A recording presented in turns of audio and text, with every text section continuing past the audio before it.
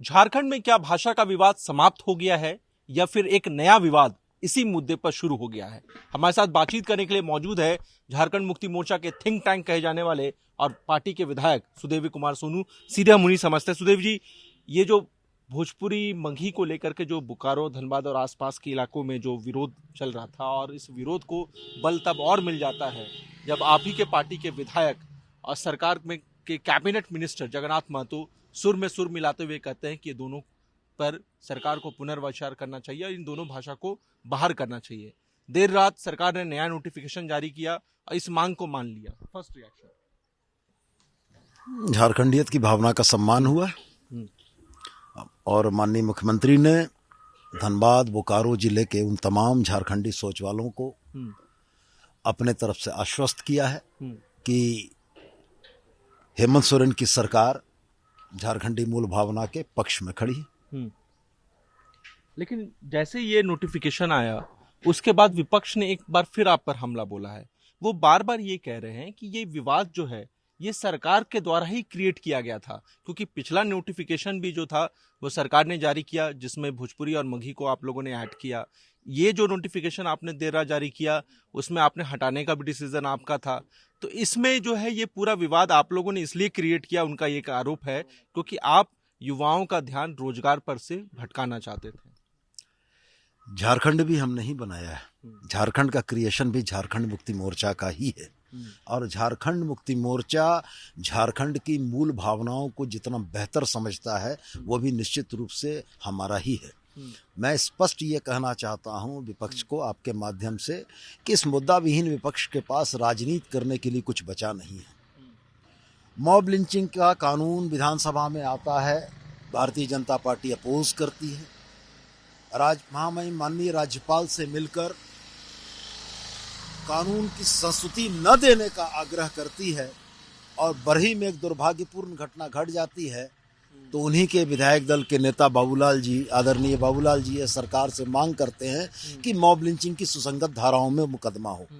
तो मेरा इस बात में कहना सिर्फ स्पष्ट यही है कि आज जब झारखंडी भावनाओं की पुष्टि हुई, झारखंड जिन कारणों से बना था उन कारणों पर हेमंत सरकार ने मुहर लगाई और यह मार्ग प्रशस्त किया कि झारखंड के बाल बच्चों को झारखंड में निकलने वाली सरकारी नौकरियों में प्राथमिकता मिले, तो विपक्ष के पास कुछ बचा नहीं और न बचने की स्थिति में अब वो अनावश्यक मुद्दों को तूल देकर जनता को भरमाने की कोशिश करेंगे। लेकिन मेरा स्पष्ट मानना है कि झारखंड की जनता इस बात को जानती है कि झारखंडी हितों के हितैषी हेमंत सोरेन के नेतृत्व में ही झारखंड का भविष्य सुरक्षित है। जनता इनके झांसे में न आएगी। लेकिन सुदेव जी, एक सवाल, महत्वपूर्ण सवाल ये भी है कि ये जो खबर है इसको लगातार हम लोग फॉलो कर रहे थे और हम लोगों ने देखा कि भाषा को लेकर कांग्रेस काफी मुखर थी। जब आप लोगों ने नोटिफिकेशन में भोजपुरी और मगही को जोड़ा था उस वक्त कांग्रेस ये लगातार मांग कर रही थी कि भाषा जो है, इन दोनों भाषा को तवज्जो मिलनी चाहिए और कहीं ना कहीं उनका दबाव था, जिसके बाद आप लोगों ने इसे जोड़ा। अब आप लोगों ने इसे हटा लिया, तो ये तो आप लोगों की गठबंधन के भीतर का अंदरूनी मामला था।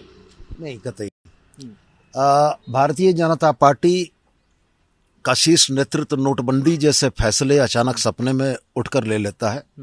भारतीय जनता पार्टी का शीर्ष नेतृत्व ये कोविड के समय में लॉकडाउन का निर्णय बगैर सोचे समझे ले लेता है। लेकिन हम यह स्पष्ट कर रहे हैं कि सरकार का यह निर्णय तार्किक और आंकड़ों पर आधारित है। 2011 का सेंसस सबसे प्रामाणिक आंकड़ा है इस बात का कि झारखंड राज्य में बोली जाने वाली भाषाएं कौन सी हैं। तो मेरा यह स्पष्ट कहना है कि विपक्ष ने कहीं भी इस बात का आकलन नहीं किया है कि आखिर इन भाषाओं को जोड़ने और घटाने के लिए किन तर्कों का सहारा लिया गया, किन चीजों का सहारा लिया गया। 2011 में जब सेंसस हुआ था तो वो सेंसस प्रदेश के साथ साथ जिलावार भी हुआ था। जिले में भाषाओं को बोलने वाला का अमाउंट अगर साइजेबल है तो वैसी स्थिति में उन जिलों में स्थानीय स्तर पर उन भाषाओं का समाहित होना उचित है। मेरा इसी पे काउंटर सवाल आपसे ये है कि कल देर रात से ही सोशल मीडिया पर लगातार ये ट्रोल किया जा रहा है कि आप लोगों ने हिंदी की उपेक्षा की है और एक तुष्टीकरण के लिए और अपने वोट बैंक को साधने के लिए उर्दू को हर जिले में प्राथमिकता देते हुए दूसरी क्षेत्रीय भाषा में उसे ऐड ऑन कर दिया है। जो यह सवाल खड़ा कर रहे हैं उनके लिए मैं सिर्फ इतना ही बोलूँगा कि अगर उनके शब्दकोश से हिंदू, मुसलमान, हिंदुस्तान, पाकिस्तान ये 4 शब्द निकाल दिए जाएं तो उनकी राजनीति उसी जगह धराशायी होकर गिर जाएगी। न पढ़ते हैं न तार्किक आधार पर बातों को कहते हैं। इसमें मुख्यतया 3 प्रश्न पत्र हैं। प्रथम प्रश्न पत्र जो क्वालिफाइंग है उसमें अंग्रेजी और हिंदी को प्रमुखता दी गई है और वही भाषाएं हैं। द्वितीय जो पत्र है जिसके आधार पर मेरिट डिसाइड होगा उसमें 4 क्षेत्रीय भाषाएं, 5 जनजातीय भाषाएं और अलावे जो हमारे झारखंड में बोली जाने वाली बड़ी भाषाएं हैं उनको रखा गया है। आज जिस उर्दू पर यह सवाल खड़ा कर रहे हैं, 2011 का सेंसस यह बताता है कि लगभग 19,65,000 लोग अक्रॉस द झारखंड उर्दू को अपनी मातृभाषा के तौर पर चिन्हित करते हैं। तो जाहिरा तौर पर ये राजनीति करने के लिए, खाली डिसाइसिव पॉलिटिक्स करने के लिए बीजेपी अगर उर्दू और उर्दू के बहाने मुसलमानों को टारगेट करना चाहती है तो गठबंधन सरकार कतई ये नहीं होने देगी और झारखंड में रह रहे तमाम लोगों के हितों को संरक्षित करेगी। यही बात तो वो भी कर रहे हैं। मेरा आखिरी सवाल यही है सुदेव जी, यही बात तो वो भी कह रहे हैं कि आप उर्दू और मुस्लिम को आधार बना करके जो है कहीं ना कहीं अपने वोट बैंक को और एक मजबूत करने की कोशिश कर रहे हैं और इसलिए बार बार आपके जो डिसीजंस हो रहे हैं उसमें इस वर्ग का जो है को ज्यादा तवज्जो दी जा रही है और हिंदी को और बाकी इस तरह के जो चीजें हैं उसमें उन्हें जो है गौण कर दिया जा रहा है। मैंने स्पष्ट यह कहा कि प्रथम परीक्षा पत्र में पेपर 1 में अंग्रेजी और हिंदी जो भारतवर्ष की मातृभाषा है और महत्वपूर्ण भाषाएं हैं इनको स्थान दिया गया है। लेकिन द्वितीय प्रश्न पत्र में जिन भाषाओं को आधार बनाया गया है वो झारखंडियत की द्योतक है। वो 5 जनजातीय भाषाएं, 4 क्षेत्रीय भाषाएं और अलावे बंगला, उर्दू, उड़िया ये तमाम भाषाएं झारखंड में बोली जाती हैं। और मैं स्पष्ट ये कहता हूँ कि इन भाषाओं को द्वितीय प्रश्न पत्र में लाकर हम लोगों ने कहीं ना कहीं झारखंड के बच्चों के हितों को संरक्षित किया है कि कल के डेट में सरकारी नौकरियों में यहाँ के बाल बच्चों को जाने के अधिकाधिक अवसर मिले।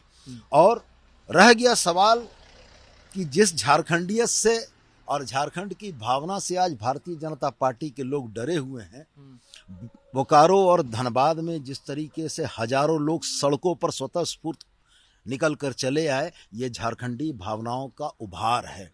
और इस उभार के लिए हम खुद को गौरवान्वित महसूस करते हैं कि आज 21 वर्षों के बाद पहली बार झारखंड के बाल बच्चे अपने हक अधिकार के लिए बाहरी भाषा नाय चलतो का नारा देकर सड़कों पर उतरे हैं। तो हेमंत सोरेन की सरकार उनकी भावनाओं का सम्मान करेगी और झारखंडियत की इस भावना को मजबूत और प्रबल करेगी।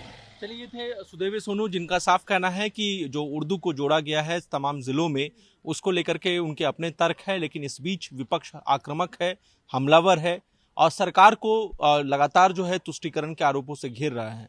तो आप समझ सकते हैं कि ये जो विवाद है, हालांकि सरकार का दावा ये है कि ये खत्म हो चुका है, लेकिन जिस तरह से एक बार फिर एक नए मुद्दे को लेकर सरकार को घेरा जा रहा है उससे साफ जाहिर है कि विवाद अभी थमने वाला नहीं है। कैमरा पर्सन संजय पांडे के साथ मनीष मेहता, जी मीडिया, रांची।